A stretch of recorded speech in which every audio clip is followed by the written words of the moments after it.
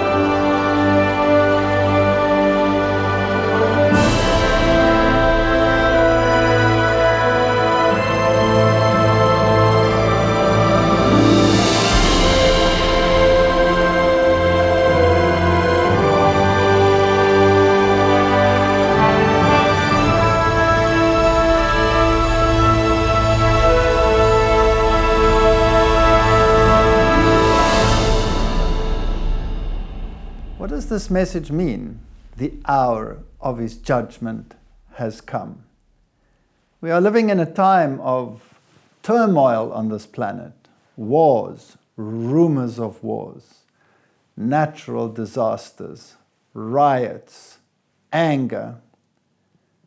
Is this message relevant for our time? How does it fit into the present day situation? Let's talk about it.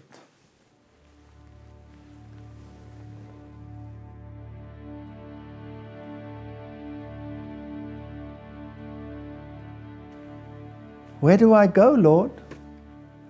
If I go back to the time of Peter, when the apostles and Jesus were together, and Jesus asked the question, what do these people say that I am? And some say, you are Elijah, and some say, one of the prophets. And Jesus asked, but what do you say? And Peter answered, you are the Son of the living God. He acknowledged Him as the Messiah. And Jesus said, flesh and blood has not revealed this to you. It was the Spirit of God that gave you this insight. If we realize that this is truth, then we have to accept it. Later on, when many disciples left Jesus, when He said to them that you have to eat the flesh and drink the blood of the Son of God, in other words, incorporate His character, internalize His being, open that door so that He can come in and live His life in you. Because the righteousness that we have is not our own righteousness, but His righteousness, which He lives inside of us. Even our sanctification is 100% from the Son of God, lest we should boast. Beat your breast and say, how will I receive this great salvation? How can I be forgiven? And as Jesus looked at that publican, He said, that one went home justified, and not the other one who boasted of his good works. These are the issues we must decide. So when the Bible says, come out of her, my people, then whom should I be associated with? Isn't it the woman, the church, that keeps the commandments of God? and holds to the testimony of Jesus? Isn't it the woman who has the injunction to preach the three angels' messages to every nation and tribe and people on this entire planet? We have to ask ourselves, is there an organization, is there a church that claims that the commandments of God are binding, including the seventh-day Sabbath? We have to ask ourselves, is there a church that has a universal mission? We have to ask ourselves, is there a church that claims that it has the testimony of Jesus, which is the spirit of prophecy? Is there a church that preaches the three angels' messages in their entirety? Those are the criteria. And you can search high and low. There is only one that qualifies on every single point. It also has to appear at the right time in history, at the end of the 1,260 days. It cannot be one that was there before, because the devil is wroth with her because she keeps the commandments and has the testimony. And she is the remnant of what went before. Only the Seventh-day Adventist Church qualifies in all those parameters. They claim the commandments are binding. They keep the seventh-day Sabbath. They are a worldwide movement. And they preach the three angels' messages in their entirety. Now, we are filming this in this desolate island with so much destruction by volcanic activity and so much beauty intermingled. It's as if God is using this island to show how His power and His destructive force is tempered by beauty and mercy and the benevolence of God. This island has an interesting history. Originally, it was thought that it had been occupied by the Vikings from Norway. But research has shown that the original settlers on this island were probably the Celts, who escaped when Rome conquered their nations and took over those islands and areas where they came from, Ireland and the areas surrounding it.